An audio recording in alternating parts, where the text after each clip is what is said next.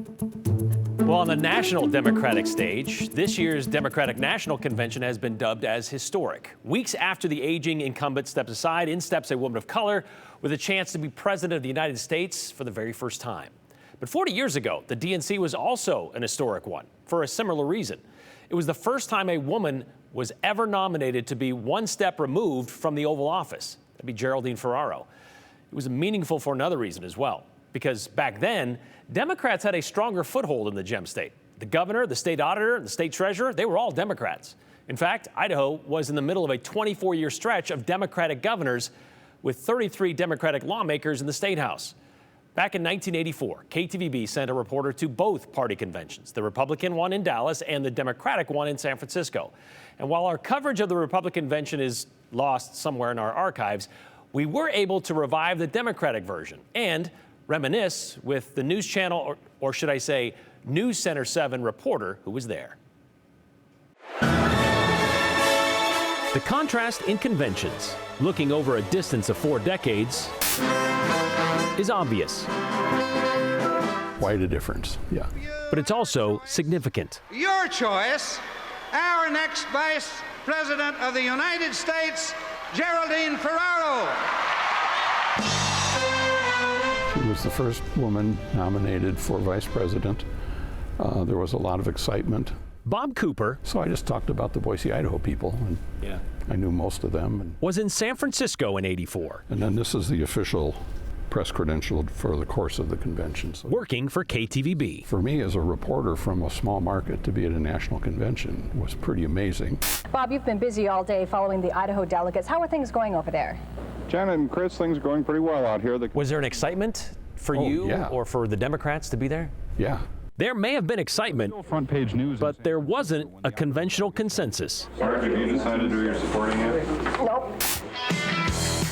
The pageantry The DJ and the music. wasn't the only disparity between this Idaho cast 27 votes for Kamala Harris. and 40 years ago. There's a clear-cut favorite this year. In '84, that wasn't the case. 84 was very close, and most of the reporting that I did from the Idaho delegation perspective, because we were there to cover local people, and it really was, how is the Idaho delegation going to split? With the first ballot now just 2 nights away, the Idaho tally remains Hart 11, Mondale 7, and 4 still undecided. The uncertainty added to the intrigue, especially when it came to Idaho's vote. So it's sort of interesting because many of the women delegates were supporting Gary Hart, even though Walter Mondale had nominated Geraldine Ferraro. 6 of Gary Hart's 11 Idaho delegates are women, and we wondered if all of the publicity about Ferraro has influenced the Idaho delegates today. Coeur d'Alene's Jeannie Givens made it very clear there's no way her vote will change. There are folks here that are Hart delegates who haven't been involved in the process. They started out as loyal volunteers, and they worked their way all the way down to the convention. No way are they going to just roll over for Mondale. There was a battle, but it was pretty amicable. You know, there wasn't the kind of name calling that you see so much in politics nowadays. And it came down to that last day. Yeah.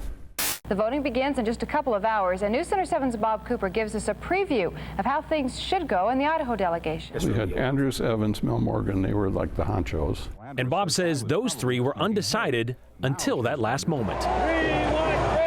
We kind of knew what was going to happen. You know, there was some doubt, some possibility that Hart was going to pull it off, but it was pretty clear most of the week that Mondale was going to be the nominee.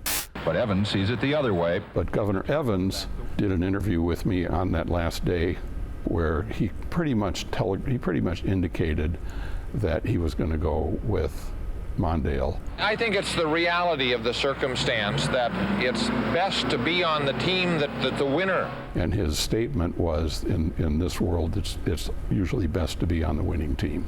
And I've not made the announcement officially, but I'm going to be leaning that way. So I think that's probably why some of those votes swung that way.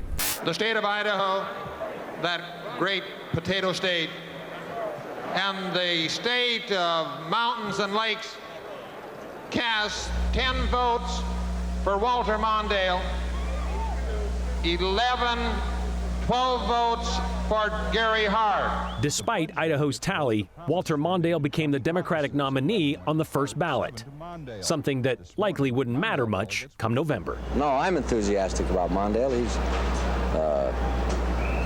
He'll be tough in Idaho. It's a Reagan state. So there wasn't a lot of suspense. It was just kind of the pageantry and the show and being able to see history happen in person. Although anything is possible, the experts still say Gary Hart's campaign is over. And Bob was happy he was one of those persons. You don't get that opportunity very often working in local TV, so it was a pretty cool thing. With the Idaho Democrats in San Francisco, I'm Bob Cooper, News Center 7. Well, Bob told us before he worked in Boise, he was a reporter in Rochester, Minnesota, and so he had some history with the Democratic presidential candidate, Walter Mondale.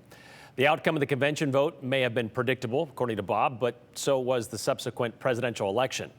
Republican Ronald Reagan won in a landslide, as you might remember, and as chair of Idaho's Democratic Party told Bob back in '84, Idaho was a Reagan state, taking 72% of the vote in the gem state.